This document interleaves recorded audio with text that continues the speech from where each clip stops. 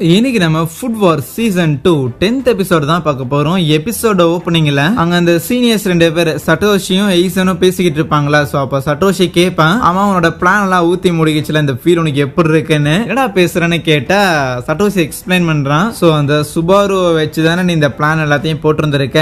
முதல்ல ஹீரோவை தோக்கடிக்கணும் அப்படின்னா சோ அதுக்கு முன்னாடி டக்குமியை வந்து தோக்கடிக்கணும். டக்குமியை தோக்கடிச்சு அவன் இருக்கிற பிளேட ஆட்டையை போட்டதுக்கு அப்புறம் கண்டிப்பா ஹீரோவை சேலஞ்ச் பண்ணா அவன் வந்து சேலஞ்ச் அக்செப்ட் பண்ணிக்குவான். ஆனா தன்னோட ஃப்ரெண்டுக்காக தான் சேலஞ்ச் அக்செப்ட் பண்ணிட்டு இங்க பேட்டில்ல போட்டி போட்டு நம்ம ஃப்ரெண்டுக்காக போட்டி போட்டுமே தோத்துட்டோம் அப்படின்னு சொல்லி ஹீரோவை இந்த ஃபுட் வார்ல வச்சு நீ அசிங்கப்படுத்தணும் அப்படின்னு தான் பிளான் பண்ணியிருக்கேன். இந்த பிளான்லாம் வச்சு பார்க்கும்போது உன்னை தவிர வேற யாரும் இதை பண்ண மாட்டாங்க. எப்படி லைம் லைட்லயே இல்லாம ஷேடோல இருந்து ஆப்ரேட் பண்றலாம் கேட்கும்போது ஈசன் அதுக்கெல்லாம் பதில் சொல்ல மாட்டானா. சோ அவங்க ஜட்ஜஸுமே பார்த்தா அனௌன்ஸ்மெண்ட் பண்ணலான்னு போக அப்பதான் ஹீரோ என்ன அவசரம் ஸ்பெஷல் ஐட்டம் ஒன்னு இருக்குன்னு சொல்லிட்டு ஒரு ஒயிட் சூப் ஒன்னு எடுப்பான். சரின்னு இருக்கிற ஜட்ஜஸ் எல்லாரும் அந்த சூப்பை வாங்கிக்க இத பார்த்த ஆலிஸும் எப்ப பார்த்தாலும் ஃபைனல் டச்சா ஏதோ ஒரு விஷயத்த வச்சு எல்லா ஜட்ஜஸையும் இம்ப்ரெஸ் பண்ணிட்டு இருக்கிறான். ஈவன் அவன் என்னோட டெக்னிக்கை கூட காப்பி அடிச்சிருக்கான் தெரியுமா அப்படின்னு புலம்பிட்டு இருப்பாளா. சோ இப்போதைக்கு நீங்க ரைஸோட அந்த மீனை சாப்பிட்டீங்க, அடுத்து இந்த சூப் ஸ்டைல ட்ரை பண்ணி பாருங்கன்னு ஆஃபர் பண்ணும்போது சரி தம்பி என்னதான் பண்ணிருக்கான்னு சொல்லி ட்ரை பண்ணி பார்த்தா லைக் அதுவுமே அவங்களுக்கு ரொம்பவே பிடிச்சிருந்திருக்கும். அண்ட் அந்த சூப்புக்காக அவன் சோயா மில்கை பயன்படுத்தி இருந்திருப்பானாமா. சோ அந்த சோயா மில்க் கூடவே கொஞ்சம் பட்டர் இந்த மாதிரியான விஷயங்கள் ஆட் பண்ணியிருப்பான். சோ அவன் எதுக்கு சோயா மில்கை வந்து ப்ரிஃபர் பண்ணியிருக்கான் அப்படின்னு பார்த்தா இந்த மீனை சமைக்கும் போதுல இருந்து பர்டிகுலரா ஒரு திரவம் வருமாமா. சோ அதை காம்பன்சேட் பண்ற விதமா தான் இந்த சோய் மில்க ஆட் பண்ணி இத ரைஸ் கூட சாப்பிடும் போது அந்த மீனும் உள்ள இருந்திருக்க அது ஒரு பிரில்லியண்டான காம்போ அப்படின்னு எரினாவுமே அதை அக்செப்ட் பண்ணிக்கிறான். அடிஷனலா அந்த ரைஸ்ல சோ செரி அந்த டாப் அப்படிங்கிற மாதிரி சின்ன சின்ன விஷயங்கள்லாம் வந்து ஆட் பண்ணியிருப்பான். கூடவே நம்ம ஆலிஸோட அம்மா இருக்கிறாங்கல்ல அவங்களுக்கு அது இன்னுமே ரொம்ப பிடிச்சணும் போல.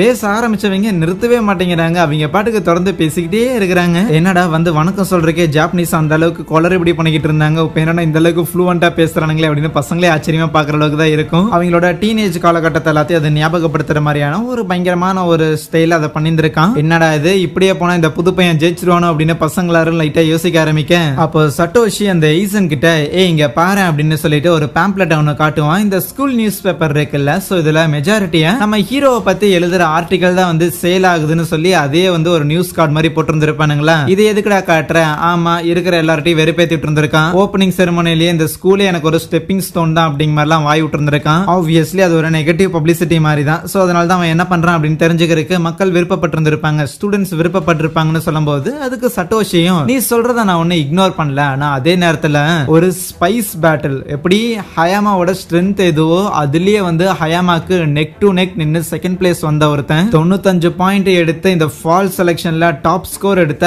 ஆலிஸியை தோக்கடிச்சிருந்திருக்கான். இத்தனைக்கும் இந்த டைரக்டரோட பேத்தியாவ கடைசியா உப்ப கூட அந்த சுபாரு பையனையுமே தோக்கடிச்சிருந்திருக்கான். அதுவும் ரெண்டு பேரும் ஒரே மாதிரியான ஒரு டிஷ் பண்ணி உண்மையாலுமே ஹீரோ பையன் பயங்கர டேலண்டடான ஒருத்தன் தான். அவனோட டேலண்ட வேணா இங்க இருக்கிற எந்த ஸ்டூடெண்ட்ஸும் அக்செப்ட் பண்ணிக்கிறதுக்கு ரெடியா இல்லாம இருக்கலாம், ஆனா அவனுக்கு டேலண்ட் இருக்கு. இத பத்தி ஒரு தடவை நான் ஹீரோவோட அப்பா கிட்ட கூட கேட்டேன் அப்படின்னு சொல்லுவான். லைக் அன்னைக்கு பேசின அதே விஷயம் தான் அவரு சொல்லியிருந்திருப்பாரு. மத்த பசங்க மாதிரியே தான் ஹீரோவும் பெருசா ஒன்னும் சைல்டு பார்ன் வித் டேலண்ட் அந்த மாதிரி எல்லாம் கிடையாது, நார்மலான ஒரு குழந்தை தான். என்ன முதல்ல என் கூட வந்து ஃபுட் பேட்டில் பண்ணணும் அப்படின்னு அவன் கேட்டுக்கிட்டான். சரி ஒரு 2-3 தடவை தோத்து போனா அவனே போர் அடிச்சு விட்டு போயிருவான் அப்படின்னு சொல்லிட்டு தான் நான் ஆரம்பிச்சேன். ஆனா ஒவ்வொரு தடவை தோக்கும் போதும் இன்னைக்கு வரைக்கும் கூட அவன் குக்கிங்கை விட்டுட்டு போகல. மோஸ்ட்லி பீப்பிள் எல்லாரும் எப்படி யோசிப்பாங்க தெரியுமா, அவங்கள விடவுமே பெட்டரா எவனோ ஒருத்தர் இருக்கிறான்னா அவங்ககிட்ட தோத்து போயிட்டாங்க அப்படின்னா ஓகே ஃபைன் நம்மளால அவ்வளவுதான் முடியும் போல, நம்மளோட டேலண்டடான ஆளுங்கெல்லாம் இருக்கிறாங்க அப்படின்னு சொல்லிட்டு அவங்களோட ஓன் பிரைடையும் ஈகோவையும் வந்து விட்டு கொடுக்க ரெடியா இருக்க மாட்டாங்க. ஆனா ஹீரோ அப்படியே ஆப்போசிட். அவனுக்கு ஒண்ணுமே தெரியாத ஒரு விஷயமா இருந்தா கூட அதுல போட்டி போடுறதுக்கான ஒரு ஆஃபர் வந்துச்சு அப்படின்னா முதல்ல போய் நிக்கிற ஒருத்தன் தோத்து போனாலும் பரவாயில்ல அடுத்த தடவை போட்டி நடத்தினீங்கன்னா மறக்காம கூப்பிட்டுருங்க சரியா அப்படிங்கிற மாதிரியான ஒரு மென்டாலிட்டி அவனுக்கு இருக்கு. ஈவன் எனக்கு கூட அது இருந்தது இல்லைன்னு சொல்லியிருந்திருப்பாரு. இதையெல்லாம் சொல்லிட்டு சட்டோஷி கூடவுமே ஹீரோக்கு பயங்கரமான டேலண்ட் இருக்குதான், ஆனா அந்த டேலண்ட் வந்து ஏதோ மேஜிக் அப்படிங்கிற மாதிரி டக்குன்னுலாம் வரல. ரொம்ப வருஷமா பிராக்டிஸ் பண்ணி அவனுக்கு கிடைச்சிருக்கு. யாரு பிராக்டிஸ் பண்ணாலுமே அவங்களுக்கு இந்த ஸ்கில் கிடைக்கும் தான், ஆனா இதுல மேட்டர் என்னன்னா யாரும் பண்ண மாட்டாங்க அவ்வளவுதான். இதெல்லாம் கேட்ட ஐசன் சரி அதெல்லாம் இருக்கட்டும், இங்க இருக்கிற வேற எந்த ஒரு ஸ்டூடெண்ட்ஸுமே வந்து ஹீரோவோட டேலண்ட்டை அக்னாலேஜ் பண்ணிக்க மாட்டாங்க, ரெகக்னைஸ் பண்ண மாட்டாங்கன்னு சொன்னீங்கல, அது ஏன் ரொம்ப சிம்பிள். ஏன் தெரியுமா, ஹீரோ ஹார்ட் ஒர்க் பண்ணி தான் இவ்வளவு தூரம் வந்திருக்கான் அப்படிங்கறத அவங்க அக்னாலேஜ் பண்ணிட்டாங்கன்னா அப்ப நாம ஏன் ஹீரோ அளவுக்கு வரல, ஏன்னா நாம அவ்வளவு முயற்சி பண்ணல, நாம ஹார்ட் ஒர்க் போடல, நாம எஃபோர்ட் போடல அப்படிங்கிற விஷயத்தை அவங்களால ஏத்துக்க முடியல. அவ்வளவுதான் மேட்டர்னு சொல்லுவானா. சோ இப்ப ரிசல்ட்டுமே சொல்ல போறாங்க. ஈவன் கூரோவா இருக்கட்டும் ஹயமாவா இருக்கட்டும் ரெண்டு பேருமே இருந்துகிட்டு என்னடா இல்லாது இந்த ஹீரோ பையன் ரொம்ப வித்தியாசமா இருக்கிறானே, ஜெயிச்சிருவானோ அப்படின்னு ஒரு மாதிரி சந்தேகம் வர ஆரம்பிச்சிடும்.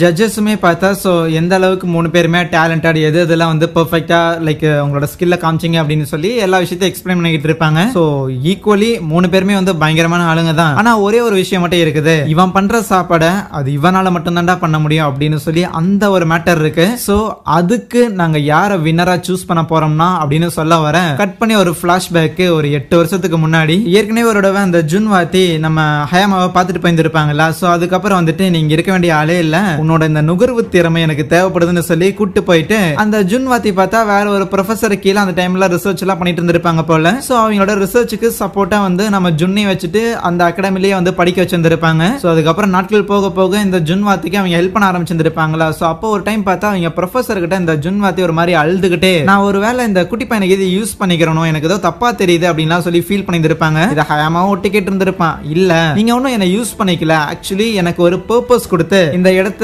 இவ்வளவு பெரிய இடத்துல வந்து எனக்குன்னு ஒரு வீடுன்னு ஒண்ணு கொடுத்து நீங்க இருக்க வச்சிருக்கீங்க அப்படின்னா உங்களுக்கு அது நான் ஏதாவது ஒண்ணு பண்ணி ஆகணும். சோ ஜுன்வாத்திக்காக நான் இங்க ஜெயிச்சாகணும் அப்படின்னு தான் அவன் போட்டி போடுறதுக்கு முன்னாடியே வந்திருப்பான். அப்படியே சீன் கட் பண்ணா இந்த ஃபால் செலக்ஷன்லயே நம்ம ஹயாமா தான் ஜெயிச்சான் அப்படின்னு சொல்லி அனௌன்ஸும் பண்றாங்க. சோ அவனுக்கும் பயங்கரமான ஹாப்பி. அந்த ஜுன்வாத்தியும் வந்துட்டு அவனை கங்க்ராச்சுலேட்லாம் பண்ணும்போது எமோஷன் ஆயிட்டு அந்த ஜுன்வாத்தி அங்கேயே கட்டிலாம் பிடிச்சிக்கிட்டு இருக்கிறானா. சோ அப்பதான் அந்த முட்டை இருக்கிறான்ல அவன் யோசிப்பான், பரவாயில்ல இந்த ஹயாமா வந்து செமிஃபைனல்ஸ்ல ஜெயிக்கும் போது ஏதோ கொஞ்சம் ஓவர் கான்பிடன்ஸ்ல இருக்கிறானோ அந்த மாதிரியான ரியாக்ஷன்லாம் கொடுத்துட்டு இருக்கிறான் அப்படின்னு நான் நினைச்சேன். ஆனா அந்த கான்ஃபரன்ஸ்க்கு பின்னாடில வேற ஒரு விஷயம் இருக்குது, அது நினைச்சா லைட்டா பயமா வேற இருக்குன்னு நேரம் அவன்கிட்ட போய், உங்ககிட்ட பயங்கரமான டேலண்ட் இருக்குது, அதை கோட்டை விட்டுறாத, ரொம்ப முக்கியம் சரியான்ட்டு போறான். அடுத்த தடவை என் கூட தோக்கறதுக்கு முன்னாடி வேற யார்ட்டையும் தோத்துறாதுன்னு அவங்க அப்பா சொல்லியிருந்திருப்பார்ல, அதெல்லாம் ஹீரோ யோசிச்சு பார்த்துட்டு நேரா போய் ஹயாமா கிட்ட, ஆமா நீ செஞ்ச சாப்பாடை கொடுன்னு கேட்பானா. கூரம் வந்துட்டு டே தோத்தாங்கோலி செஞ்ச சாப்பாடை கொடுறான்னு கேட்பான். நான் தோத்தாங்கோலியா, சரி என்ன அப்படியே 2 பேருக்கும் கொடுக்க. சோ 2 பேருக்கும் அது பிடிச்சிருந்திருக்கும், பட் இருந்தாலும் ஒத்துக்க மாட்டானுங்க. பாரு இதை விட நான் பெட்டரா செய்வேன்டான்லாம் சொல்றானா. மரியாதை கொடுக்க பழகிக்கடா.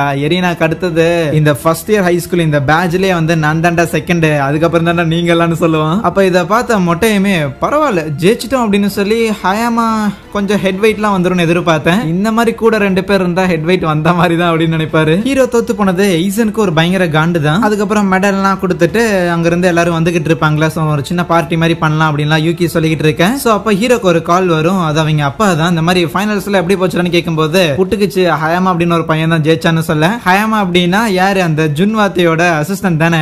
அடே அந்த ஜுன்னு கிட்ட நானே தோக்க கூட நினைச்சிட்டு இருக்கேன், போய் அவகிட்ட எல்லாம் தோத்துருக்கேன், உன்னை பார்த்தா பரிதாபமா இருக்கா அப்படின்னு சொல்லி நக்கல் பண்ணிக்கிட்டு இருப்பாரு. ஐயோ பையன் தோத்து போயிருக்க, ஒரு அப்பாவா நீ என்ன நக்கல்லாம் பண்ற அப்படின்னு சொல்லி ஒரு மாதிரி இருக்கு ஹீரோக்கு. சோ அதுக்கப்புறம் கேட்பான், ஆமா இந்த மாதிரி ஹயாமாவோட குக்கிங் தான் வந்து ஏதோ ஸ்பெஷாலிட்டி, அவனோட மட்டும் தான் பண்ண முடியும் அப்படின்லாம் சொன்னாங்க. இன்னும் சொல்ல போனா ஹயாமாக்கு ஏதோ ஒரு பர்பஸ் இருக்குது, இதுக்காக தான் நான் சமைக்கிறேன் அப்படின்னு சொல்லி அவனுக்கு ஒரு பர்பஸ் இருக்கிறங்காட்டி தான் அவன் ஜெயிச்ச மாதிரி எனக்கு ஒரு ஃபீல் வருது. எப்படி அதை நான் பண்றதுன்னு கேட்கும்போது அது அப்படியே வந்துரும் பாத்துக்கலாம் அப்படின்னு சொல்லி விட்டுருவாரு. ஏன்னா நம்ம ஹீரோவை தோக்கடிக்கிறதுக்கு இன்னும் வெளியிலயும் நிறைய பசங்க இருக்கிறாங்க அப்படின்னா அந்த பசங்க கூட போட்டி போடும் போது கண்டிப்பா அவன் டெவலப் ஆகும் அப்படின்னு அவங்க அப்பாவுக்கு ஒரு நம்பிக்கை வந்துருச்சு. சோ அதுக்கப்புறம் சில நாட்கள் கழித்து நம்ம ஹாஸ்டல்ல பார்த்தா எப்ப போல இவங்க எல்லாரும் ஒன்னா சேர்ந்து ஃபன் பண்ணிக்கிட்டு சில விஷயங்கள்லாம் கத்துக்கிட்டு இருக்காங்க. அதே நேரத்துல ஹீரோ ஹயாமோட இடத்துக்கு போயிருப்பானா. சோ அந்த இடத்துல தான் கூரவும் இருப்பான், மாறி மாறி சமைச்சு கொடுத்துக்கிட்டு சோ எப்படி அதை பண்ணன அப்படின்னு சொல்லி லைக் ஆளுக்கு மாத்தி மாத்தி அவங்களோட சீக்ரெட் இன்கிரிடியன்ஸ் எல்லாத்தையும் எக்ஸ்சேஞ்ச் பண்ணிக்கிட்டு இருப்பாங்க. அப்பதான் ஜுன்வாத்தி இருக்கிறாங்கல்ல அவங்க ஒரு மேட்டர் சொல்றாங்க, இந்த மாதிரி நீங்க ஃபர்ஸ்ட் இயர்லயே ஜாலியா என்ஜாய் பண்ணிக்கங்கடா, ஏன்னா இதுதான் உங்களுக்கான டைம், அடுத்து வரப்போற எக்ஸாம்ஸ் எல்லாத்துலயும் எப்படியாவது உங்களை இந்த அகாடமி விட்டு துரத்துறதுக்கு தாண்டா பிளான் பண்ணுவாங்கன்னு சொல்ல அங்கே இந்த ஒரு எபிசோடை முடிக்கிறாங்க. So thank you.